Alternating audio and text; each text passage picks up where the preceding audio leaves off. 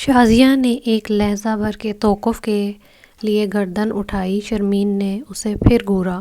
وہ مسکرائی اور بڑے اطمینان سے بولی، آپ جیسے شاندار اسٹوڈنٹس کے ساتھ ہمارا کیا کمپیریزن۔ شرمین اس کی بات سن کر بے اختیار کھلکھلا کر ہنس دی۔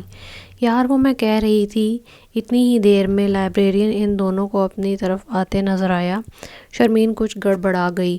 آپ لوگوں کو شاید یہاں کے مینرز کے بارے میں کچھ خاصا علم نہیں ہے۔ چلیں پھر باہر جا کر نوٹس بورڈ کو ایک دفعہ ملاحظہ فرما لیں، کیونکہ یہاں باقی کے اسٹوڈنٹس آپ لوگوں کی گفتگو سے ڈسٹرب ہو رہے ہیں۔ وہ اب سخت لہجے میں ان دونوں کی طرف مخاطب تھا۔ شرمین اور شازیہ تیزی سے لائبریری سے باہر نکل آئیں۔ شرمین تم جانتی ہو کالج ٹائمنگ کے بعد مجھے اپنی اسٹڈیز کرنا ہوتی ہیں جو میں گھر میں نہیں کر سکتی، مگر آج تم نے پھر وہی حرکت کی ہے، شازیہ ناراض ہو کر اس سے کہہ رہی تھی۔ چلو کوئی بات نہیں یار، ہو جاتا ہے کبھی کبھار ایسا بھی۔ شازیہ ایک مڈل کلاس گھر سے تعلق رکھتی تھی۔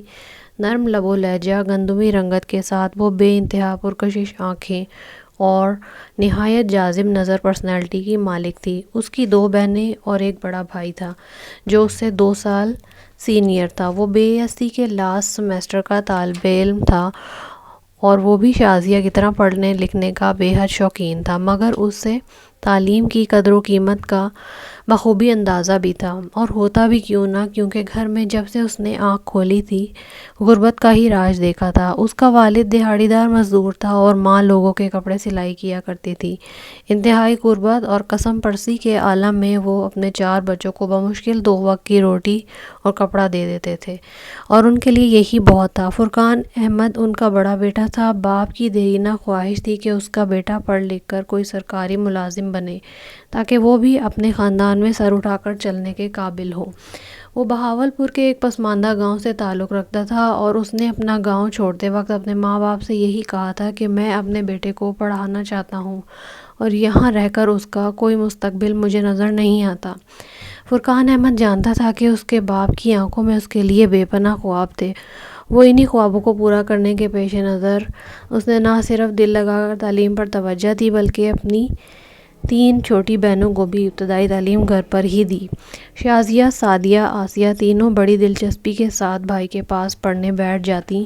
فرقان اس وقت میٹرک کے امتحانات دے رہا تھا، جبکہ شازیہ کا داخلہ اس نے 8ویں جماعت میں پرائیویٹ اسٹوڈنٹس کے طور پر بھجوایا تھا۔ وہ صبح میں اسکول سے فارغ ہونے کے بعد دوپہر میں تینوں بہنوں کو پڑھاتا اور شام میں محلے کے کچھ بچوں کو بھی ٹیوشنز دے دیا کرتا تھا تاکہ گھر کے ساتھ ساتھ بہنوں کی تعلیمات پر بھی جو اخراجات آ رہے ہیں اس میں والد کا ہاتھ بٹا دیا کرے۔ وقت کی عادت ہے، اچھا ہو یا برا یہ ٹھہرتا نہیں ہے، اس نے گزر جانا ہوتا ہے اور یہ خاموشی سے گزر جاتا ہے۔